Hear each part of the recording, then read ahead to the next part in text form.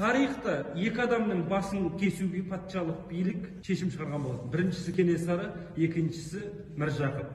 Кенесарының басын кесіп, басын қазанға пісіріп, үйтіп басын пепелницаға айналдырып жіберген. Бұл біздің тарихымыздағы ең қанды оқиға, қаралы оқиға. Биыл Кенесары ханның өмірге келгені 220 жыл. Бұны ұмытпауымыз керек.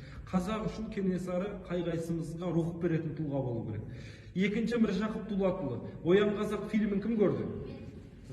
Сол Оян қазақ фильмінде Міржақыптың басын кесуге, Міржақыптың басын алу үшін қазақтардың өз атсалысады, білесіздер.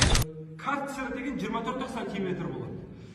Карцерге адамды бір аптаға қамайды, бір аптаның ішінде рухы сынбаса 2 аптаға қамайды. Ал Міржақып Дулатұлы 18 айға қамалған. 18 ай дегеніңіз 1,5 жыл ойлап көріңіз. Мына 1,5 жыл бойы осылай қақайып тұрған болады. Қақайып тұрады. Мына үшін жата алмайсың. Осылай ғана тұрасың. Осының ішінде үлкен дәретті сындырасың, осының ішінде кіші дәретті сындырасың, осының ішінде су ішесің, осының ішінде тамақ ішесің. Болды. Басқа түк жоқ.